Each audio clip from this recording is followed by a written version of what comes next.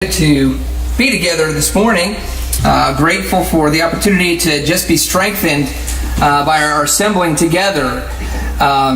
It is just always a joy to be with brothers and sisters in Christ and to encourage each other to keep striving to be more faithful to the Lord, and appreciate so many that are here, especially our visitors that are here with us this morning. So grateful that we can be together and that you've joined us this morning. It's a challenge. It's a struggle. We need God, and we need His Word, and we need each other. And so for that, we're truly grateful for so many are here. Especially want to just make mention how appreciative it is of those who have struggles in your life, and you're showing your faith to God. I know how hard it is, sometimes on your best day, to do the things we're supposed to do, to walk by faith and not by sight. That's a challenge in and of itself. And for me, whenever I start kind of feeling down, feeling beat down, discouraged, I maybe think about how hard it is to try to do the right thing all the time. It's a struggle, sometimes by instinct. It's amazing just when you get in a situation, what your instincts tell you to think or to do or to say. And to challenge yourself to remember how God is showing us His ways. And it's hard, it's difficult. And whenever I get down by that, I think of so many that have amazing struggles and difficulties in their life, and yet they are committing themselves to the Lord. And for that, I truly appreciate so many who have very tough, challenging things going in your life, and you are showing your faithfulness in your service to God, and appreciate that so much. I want to spend some time this morning looking at someone else that I try to, as best as I can, to remember. That's the key, to remember to do it. To remember to look at individuals that we look at in scriptures that encourage us when we feel like there's so much going on in our life, when we feel like so much is pressing down on us. And it's so easy sometimes to maybe make those excuses for ourselves of why we fail, why we give in, why we maybe feel like we just can't go on anymore. And say, well, you just don't understand what's going on in my life and what pressures I have. And so it's always encouraging me when we can look at someone who maybe has more pressure or more strife in their life, and you see how they're getting through it. And Paul has always been, for me, whenever I remember to do it and think about him, it gets us back where we need to be. And just want to think about something that Paul said in 2 Corinthians chapter 11. Paul was saying this to brethren who needed this boost, who needed to be reminded. Yes, life is hard. It's brutal. It's a struggle every day. And Satan's going to use those moments in our life to convince us that it's too hard to quit and to give up. And so it's truly encouraging when we can look at individuals, we can kind of size ourselves up with them and say, well, look at what they're going through. And apparently they're able to tap in with their faith the strength that God is able to provide to us, and they're able to keep pressing on and keep moving forward. And I just want to remind us something that Paul said. We're going to look at something that he did in his life that hopefully gives us an example of what we need to do. But look at 2 Corinthians chapter 11 and verse 21. He says, to my shame I must say that we have been weak by comparison, but whenever respect anyone else is bold, I speak in foolishness. I am just as bold myself. Are they Hebrews? So am I. Are they Israelites? So am I. Are they descendants of Abraham? So am I. Are they servants of Christ? I speak as if insane. I'm more so. In far more labors, in far more imprisonments, beaten times without number, often in danger of death. 5 times I received from the Jews 39 lashes. 3 times I was beaten with rods. Once I was stoned. 3 times I was shipwrecked. A night and a day I have spent in the deep. I have been on frequent journeys, in dangers from rivers, dangers from robbers, dangers from my countrymen, dangers from the Gentiles, dangers in the city, dangers in the wilderness, dangers on the sea, dangers among false brethren. I have been in labor and hardship through many sleepless nights, in hunger and thirst, often without food, and cold and exposure. Apart from such external things, there is the daily pressure on me of concern for all the church is. Who is weak without my being weak? Who is led into sin without my intense concern? And so it is helpful when we can look at the Apostle Paul. And I don't know what it's like to be spent a night in the deep. I don't know what it's like to be sit on course in a boat and all of a sudden the whole thing is obliterated and I'm left struggling for my life and I have to find safety in harbor on an island somewhere. He says 3 times I had to do 3 times. Amazing. And yet Paul is he's like the Energizer Bunny of Christianity. He just doesn't quit. I remember those commercials. They try to see what they can do to get him to stop and blow up and just keep going. You're amazed by it. That's what Paul, it really is for us. He is this unending, ceaseless example of energized faith and commitment and faithfulness despite all these struggles he's going through. And this is what he says in verse 30. If I have to boast, I will boast of what pertains to my weakness. The God and Father of the Lord Jesus, He who is blessed forever, knows that I am not lying. And 2 things there I want to just look at. Number 1, he says God is exalted in our weaknesses. Sometimes we often forget that it's in our weak moments. It's when we are beat down. It's when we just feel like we just don't have the energy to make one more step. It's hard enough to get out of bed. Sometimes it's hard to see how can I make it just one more hour through this day. And that's what Paul's saying. When we get into those moments where we feel like, how am I going to get through another day? This past day just beat me up. And I got to go through another one.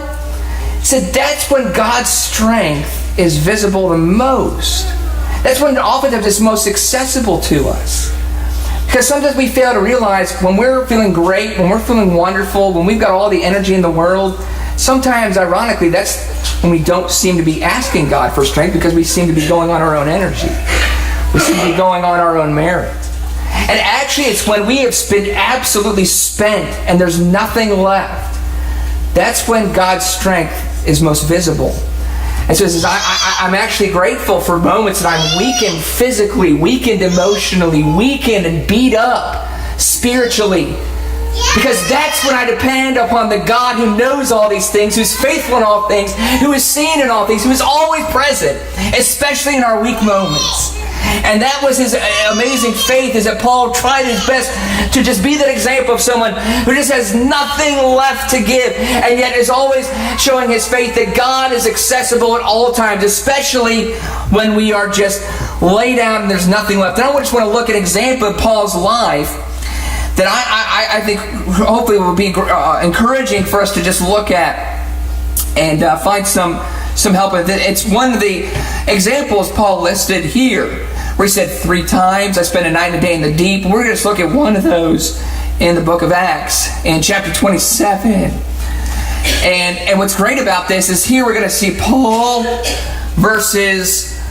really, I think I'd probably be classifying myself with the rest of the people of this boat. I'm not like Paul. I want to be more like Paul. I need to be what he's telling me I'm able to become like. And so that's what I take comfort in, because a lot of times I'm like the people in the boat that Paul was trying to encourage. And there was this great storm. Maybe we heard a few storms in the past few nights. There's some loud ones. It's crazy. In these hills, it's great. You hear the echo of the storm. Not like when you're in Marietta. So it's pretty constant. Really enjoying that. But also made me think about, is it nice? I'm in this comfortable house and I have this roof over my head. And even though it gets terrifying, we hear this loud the booming of the thunder and the lightning. Can imagine you're out in the open. You ever watch Deadliest Catch? You see when they're in the middle, like the storms and how violent the sea gets.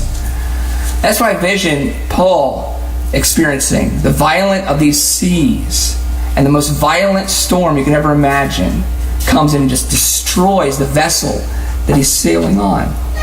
And we see Paul and his faith versus everybody else. And so that's if you're kind of wondering, he's like, most of the time I'm like everybody else. I'm frightened, I'm terrified, I feel like I've been going through this for so long and I just don't know how in the world I'm going to continue to go on and take one more step. We can always look at Paul. We can always look at how Paul took that next step. And so let's look at that in Acts chapter 27 and start reading in verse 14. How do we keep going?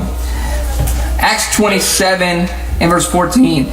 He says, but when the 14th night came, I read verse 27. I keep doing this, keep looking at the wrong section.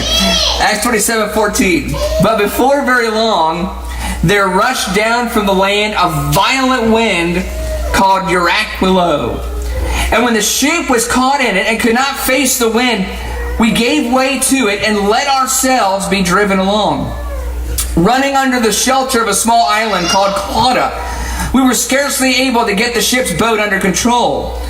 After they had hoisted it up, they used supporting cables and undergirding the ship, and fearing that they might run aground on the shallows of Syrtis, they let down the sea anchor, and in this way let themselves be driven along. The next day, as we were being violently storm-tossed, they began to jettison the cargo, and on the third day they threw the ship's tackle overboard with their own hands.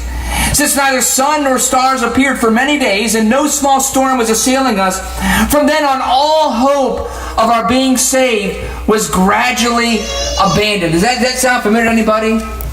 Anybody feel like their life is just being taken violently in some certain direction, and as much as you wish to stop it, as much as you wish you could just kind of pause it, kind of hit the pause button on the remote control, wouldn't that be great if you just pause life and just say, okay, or maybe go backwards a little bit, let me start over.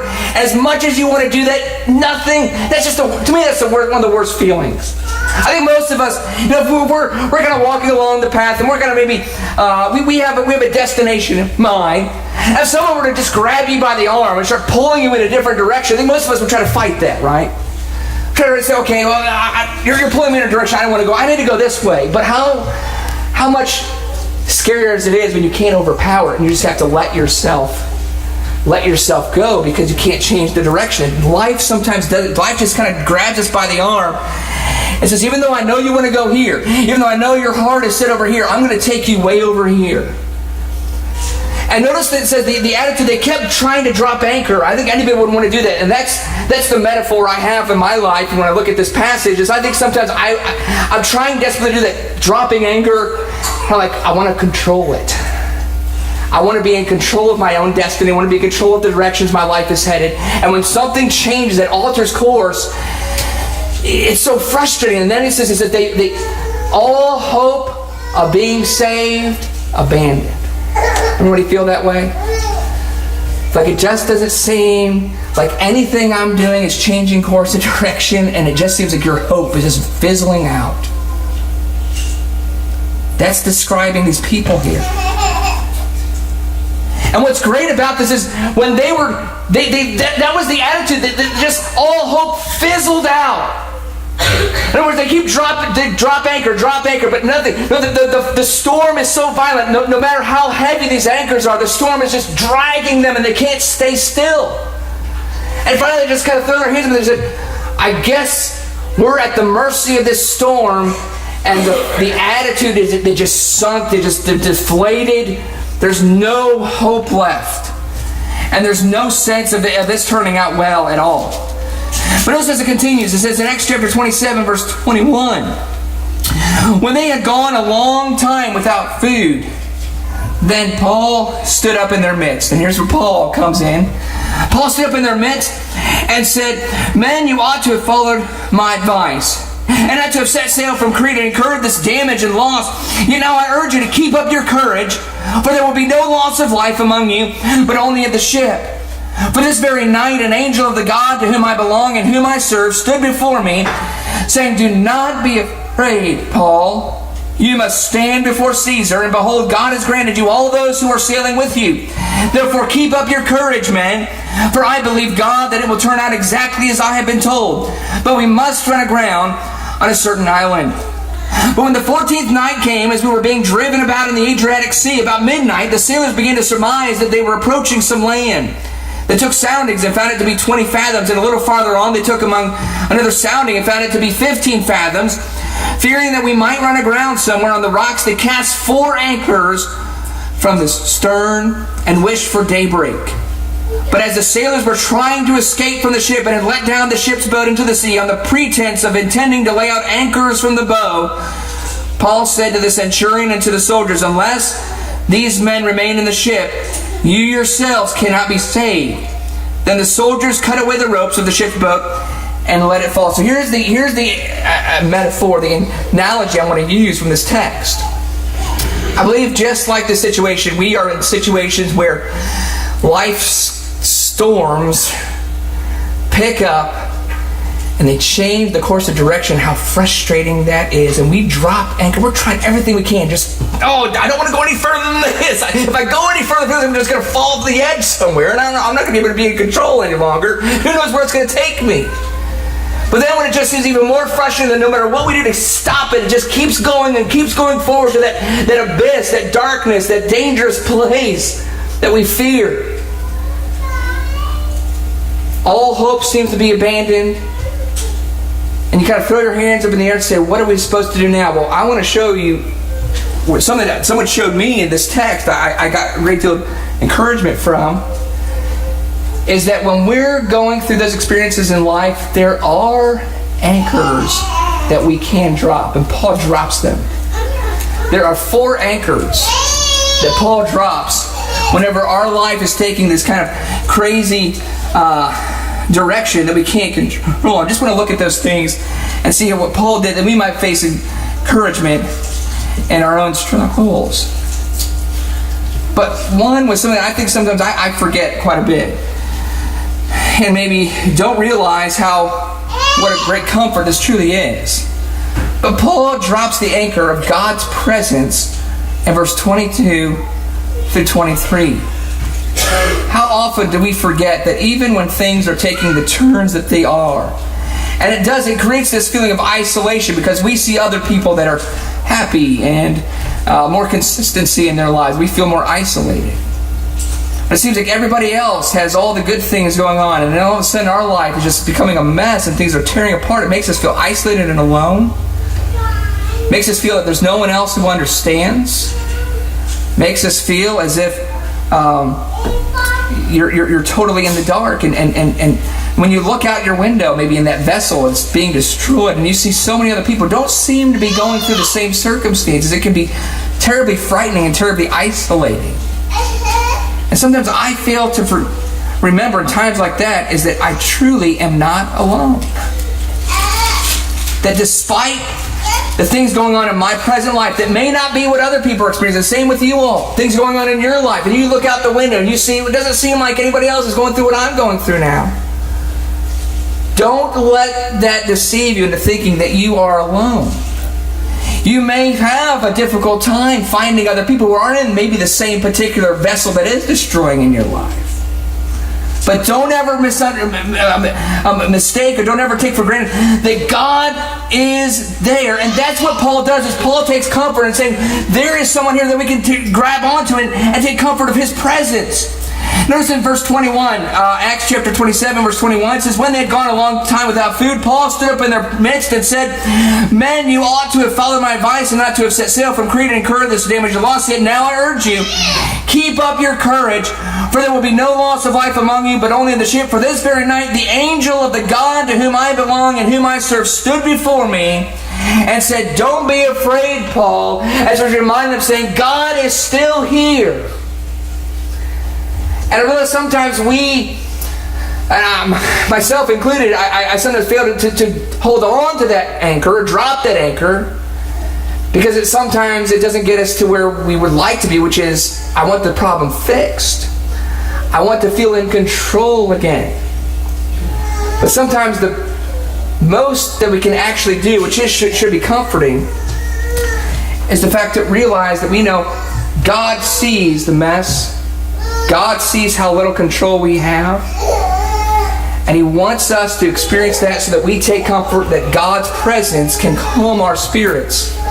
and have faith that there is a God who loves us, who is ultimately in control of all these things, who knows all these things, who wants ultimately the best thing for us. And maybe there are some things that are going to happen eventually through this discourse or through this turmoil that is actually for our good. And we can take comfort knowing that God actually sees everything going on. And even though that might not fix it at the moment, that might not change anything, but it will hopefully calm our spirits and allow us spiritually to continue serving God and continue walking in faith, realizing He sees the mess, He sees the destruction, and He's sitting there right here with us, helping us to calm ourselves and at least take courage.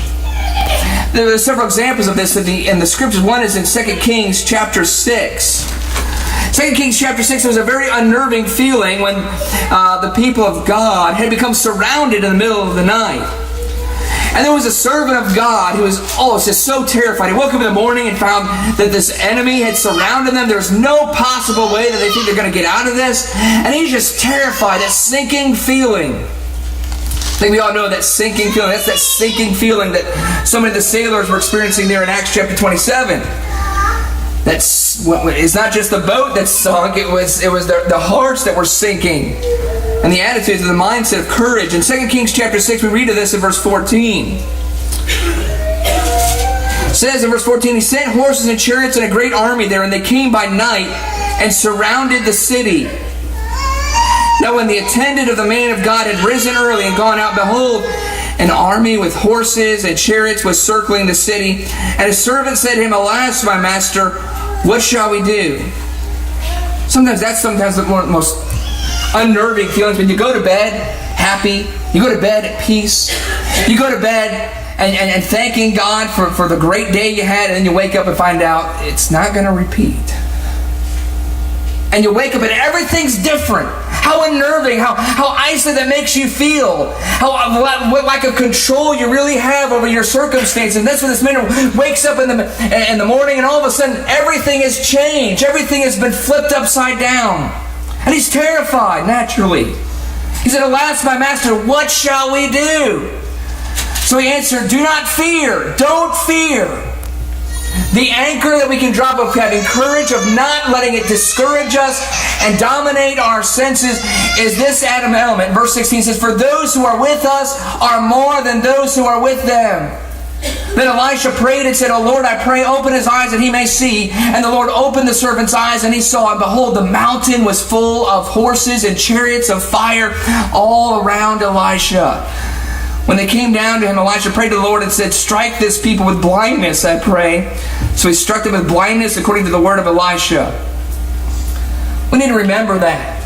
And that's what Paul is essentially doing, is saying, regardless of however life looks in our present condition, remember that God is still there. God, it's no indication that God has somehow left, and that's why this mess is here. Sometimes we do that. We equate God's presence with how well ordered our life is. We're not much different with how a lot of God's people were in that sense. But we need to take courage that even when life is being torn apart, that doesn't mean that God has gone anywhere. David, one of the great Psalms of David, relies upon this comforting presence, this comforting reminder of the nearness of God when it seems like we are out in the dark. Paul and his men, and they were out in the darkness of the seas, and the storm had just kind of torn away any brightness out of their lives. All they saw was darkness all around them. And David was in those moments when we were studying about his life. And notice what he says is Psalm 23 verse 1. The Lord is my shepherd, I shall not want. He makes me lie down in green pastures. He leads me beside quiet waters. He restores my soul. He guides me in the paths of righteousness for His name's sake. You know what's great about verses 1 through 3? Verses 1 through 3 is David describing the inner places that God is leading him. Despite physically, it was not the case at all. In his outward life, he was not beside still waters. Outward, he was not beside places that were full of just butterflies and rainbows. That was not the description of his outward circumstance, but he's saying inward, God's presence leads me to a place of safety and security and peace. His ultimate presence is able to do that. Notice what he says, verse 4. Verse 4, he's contrasted this. Verse 4, even though I walk through the valley of the shadow of death, I fear no evil. Why? For you are with me. We can take courage in that and drop anchor in that. And Jesus did so in John chapter 16 and verse 32. From John chapter 16 and verse 32.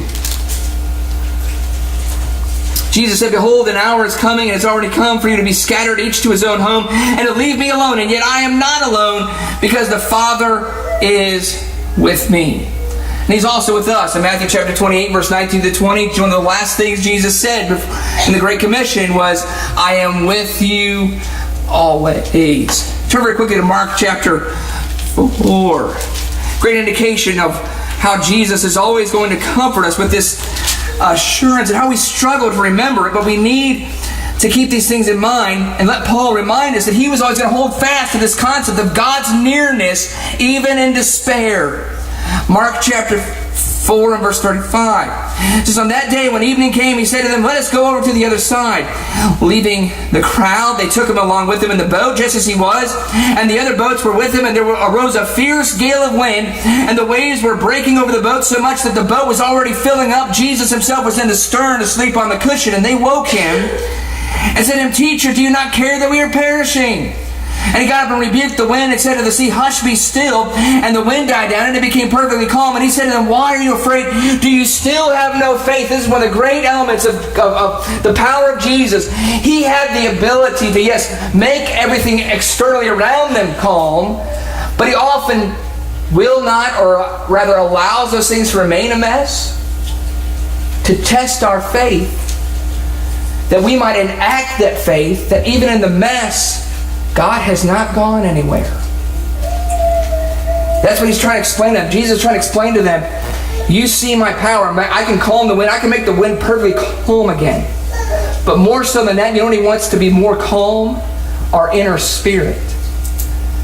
Jesus, who has the ability to calm the physical waters, also has the ability to calm our inner spirit, even though there are all kinds of waves crashing in our boat all around us. And that's the faith that Paul is trying to encourage others to develop and say, drop that anchor, that inner peace. And through faith, you can have that, even though it doesn't seem like anything else is getting much better. Another anchor are the promises. He dropped the anchor of the promises of God. He said, God promised me that I'm going to make it through. This is just one step in a long destination of places that I have yet to go. Back there in Acts chapter 27, look at what he says there in verse 23. Verse 23, Paul says, for this very night, an angel of the God to whom I belong and whom I serve stood before me, saying, do not be afraid, Paul. You must stand before Caesar. And behold, God has granted you all those who are sailing with you. Those promises. Abraham was encouraged by that. We've studied about his life. Abraham had those promises of God. When his life seemed like it was all of a sudden thrown into turmoil, he was told to sacrifice his only son, the only son whom you love. And the only thing that kept him through that kept his head and not give up total hope, was I'm going to hold on to promises of God, and I'm going to keep going through this. I'm going to go with my son, and we're going to leave. I'm going to tell all the servants, we're coming back here. We're going to come back and everything's going to be fine. But where I am going to go, and I'm going to sacrifice him. That's what God has ordered me to do. Jesus has encouraged us to hold fast to the promises that he has for us in John chapter 14. John chapter 14, he tells us of the many places that are waiting for us. He's promised us that there is eventually a place of rest, but there are some places that we have to go to first before we get there. John chapter 14 verse 1 says, do not let your heart be troubled. Believe in God. Believe also in me. In my Father's house are many dwelling places. If it were not so, I would have told you, for I go to prepare a place for you. If I go and prepare a place for you, I will come again and receive you to myself, that where I am, there you may be also. This is one of my favorite aspects of that we already looked at in Mark chapter 4 when Jesus calmed the sea. Did you catch the little statement Jesus told them before the storm arose? When everything was calm, before they even got in the boat, what did he say? He said, get in the boat. Where were they going? We are going to the other side. Now when the storm broke out, had they gotten to the other side yet? No. That's what he meant. Where's your faith? Didn't I tell you I'm taking you somewhere? Now, just because the destination is butterflies and rainbows doesn't mean the course is going to take you through there. We might go through some dark, dark places along the way. And when we're in those dark moments, that's what we need to remember. Where am I going? Where did Jesus promise He's going to take me? This is just one little rest stop, one little destination point until we get to the larger point. And hope is that anchor. Hebrews chapter 6, verse 18 to 20 says, drop that anchor of hope and the promises that God has for us for where we're actually headed. And the third one is providence. In verse 24, Acts chapter 27, verse 24, he says, remember, he says that all these things actually happen for a reason. In Acts chapter 27 and verse 24, Paul says, do not be afraid, Paul. You must stand before Caesar, and behold, God has granted you all those who are sailing with you. In other words, God is providentially allowing some of these things to happen. And actually, what many people might believe is a dead end for Paul, God is actually using this to get him to the bigger destination, to get to where he needs to head. Sometimes we have to go through some despair to get to the light place ahead. And this is all part of God's doing. He's in control of all this. It just may be that our struggles are part of the journey it takes to get us where God wants us to be. And I want to look very quickly at another passage in 2 Corinthians. Read 2 Corinthians chapter 1. We'll move on here and bring our lesson to a close. But I want to read this one final passage.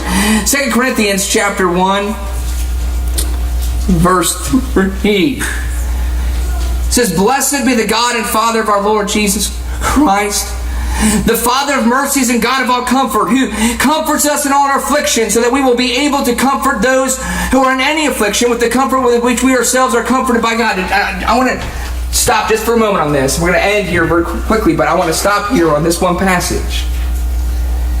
Did you catch what he just said there? We need to remember that sometimes God allows us to be afflicted.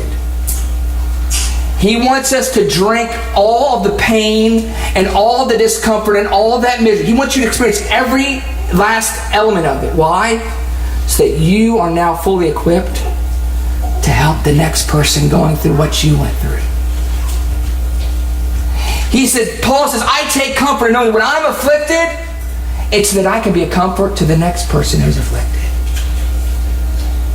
Kind of pay it forward. That's the mindset. We pay all of our experiences forward. That it may just be that the things you're drinking and the things you're tasting right now, as often horrendous they may be, are preparing you to be fully equipped to then be that aid and comfort for someone else. This is what it says in verse 5. For just as the sufferings of Christ are ours in abundance, so also our comfort is abundant through Christ. But if we are afflicted, it is for your comfort and salvation. Or if we are comforted, it is for your comfort, which is effective in the patient enduring of the same sufferings which we also suffer. And our hope for you is firmly grounded, knowing that as you are sharers of our sufferings, so also you are sharers of our comfort. And his point is this. Again, he said, we are afflicted so that we might come to the aid and comfort those who need it. In conclusion, a couple passages we want to look at Psalm 57 and verse 1. Wow, these are the things that we can cling to, the spiritual anchors we can drop to give us some stability when it seems like life is just tearing apart at the seams. Here's what we do in the meantime. Psalm 57 verse 1. Be gracious to me, O God, be gracious to me, for my soul takes refuge in you, and in the shadow of your wings I will take refuge until destruction passes by. So drop that anchor, God's presence. God has not left you. God has not abandoned you. How do we know that? Well, it may just be that God is actually allowing you, is actually taking you to this little place you've gone to that you don't want to be in. Because it's actually the necessary place to get you to the next stop. And it may just be that those places that you don't want to be in, the discomforting places, are actually preparing you to be ready to comfort others who are also going to suffer. And so for that, we truly are grateful for those who are going through great difficulties in their lives and are showing their faithfulness to God. For that very reason, that you are showing that you are ready to offer your wisdom and your comfort and your help to others who are also going to have to experience some storms in their lives. We want to encourage anyone who's never obeyed the gospel of Jesus Christ that you would realize that there is one who will never abandon you, who will never leave you,